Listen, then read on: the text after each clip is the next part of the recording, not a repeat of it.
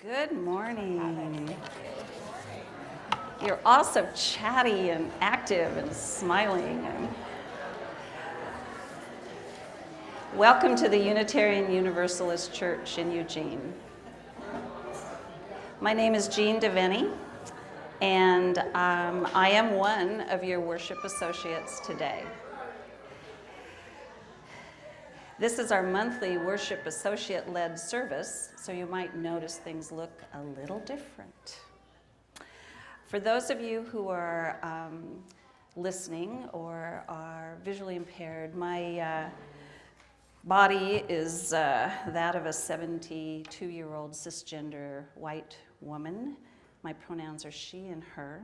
I have gray hair, glasses, and as my medical report says, I'm slightly overnourished. I'm wearing a black t-shirt. So for some of you in here today, the change that you see may engender some curiosity, and some of you may feel some trepidation. We ask for your patience and your openness as we worship together in a new way today. We gather in worship to find meaning and to live more deeply. Worship creates connections within, among, and beyond us, calling us to our better selves, calling us to live with wisdom and compassion. Whoever you are, whomever you love, whatever your image of the holy, we're glad you're here.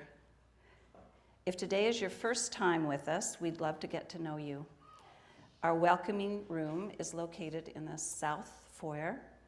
It's a place for both long-time and first-time people to meet. And if you're online, the link to our visitor forum is being dropped into chat now. You can use your phone to access a copy of our order of service by scanning the QR codes that are scattered throughout the building. And we also have large print paper copies that you can get from our ushers, who are very confused this morning. So, Christina's back there, so if you need a large print copy, just raise your hand and Christina will get one to you.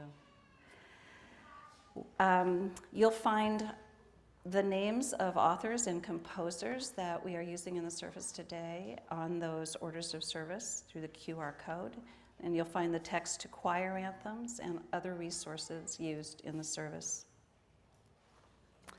All right, so this morning we have a birthday guy who has agreed to light the chalice for us. Silas, you want to come up? Happy birthday to Silas.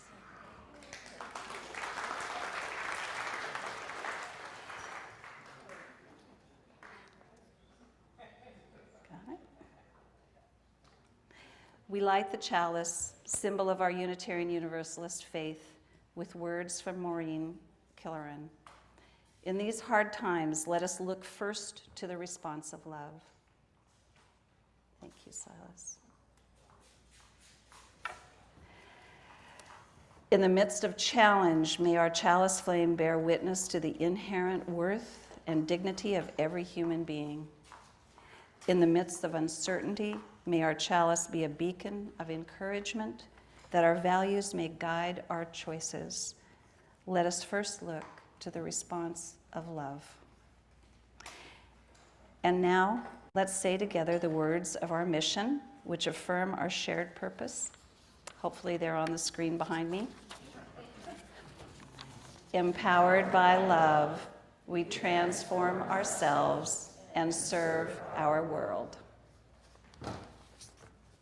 Hello, my name is Chris. I use she, her pronouns, and I am also your worship associate today. The reading today is excerpted from the preface of Where We Stand, Class Matters by Bell Hooks. Bell writes, nowadays, it is fashionable to talk about race or gender. The uncool subject is class. It's the subject that makes us all tense, nervous, uncertain about where we stand. At one time, Wealth afforded prestige and power, but the wealthy alone did not determine our nation's values. While greed has always been part of American capitalism, it is only recently that it has set the standard for how we live and interact in everyday life. As a nation, we are afraid to have a dialogue about class, even though the ever-widening gap between rich and poor has already set the stage for ongoing and sustained class warfare.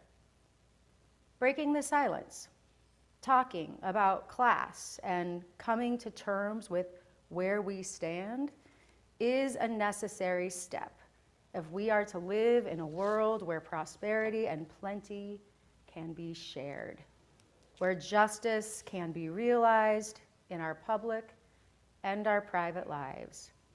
The time to talk about class, to know where we stand, is now, before it is too late, before we are all trapped in place and unable to change our class or our nation's fate. So today, we welcome you to break the silence and have a conversation about class. At each table, there will be a facilitator. Facilitators, can you raise your hands? If you're at a table without a facilitator, the directions are very clear. Also, you're welcome to join one of these tables because there is space at these tables as well. Okay, you're all in good hands. We will be guiding tables through some sharing, reflection, and brainstorming that we hope will lead to concrete steps to make our church more understanding about the multitude of class experiences reflected here, with the goal of becoming more welcoming. If you are on Zoom, you will be blessed with a sermon on this subject and be called back for meditation, and you will be asked to share your ideas in chat. All right. Well, this is just, hopefully the beginning of many longer conversations that we get to have. But thank you so much for your deep listening, for your deep sharing. I want to welcome back folks from Zoom who have been having a different experience listening to a sermon. And Jean will let you know what we are doing next with the meditation. Is that what I'm going to do? Oh, I will. Thank you. So in First Parish of Watertown, Massachusetts, which is very interesting because I just learned that Joe is from Massachusetts. So there's something going on there. Mark Harris writes, there is a pervasive stereotype about the class of people attending Unitarian Universalist churches in America. What? I'm sure you can all come up with this, but what Mark Harris has to say is this stereotype suggests that UUs are wealthy, highly educated, urbane, elite. We rank very highly in the 1990 National Survey of Religious Identification in terms of education levels, median income, home ownership, and suburban lifestyles. Our profile was an exact match for an LL Bean mailing list.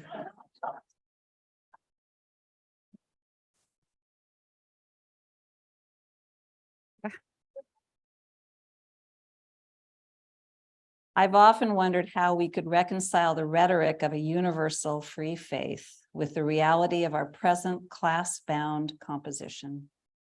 In this era of widening gaps between rich and poor, scapegoating others and looking out for ourselves, we need to make personal connections with all those who might find meaning in our liberal faith, regardless of class background, and promote a vision for the common good.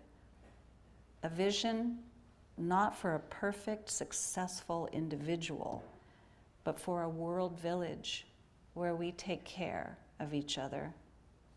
Do we welcome everyone to our congregations?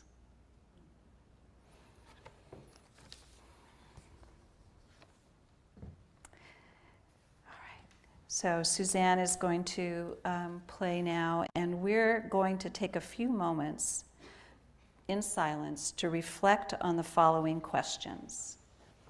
How is class represented in our building, in our congregation, in our norms, in our worship services? Based on your experience so far, what class do you see represented in our congregation? What evidence has led you to that conclusion? So we'll take a few moments now to consider those questions. Harris asked, do we welcome everyone to our congregation? Radical welcoming is a spiritual practice.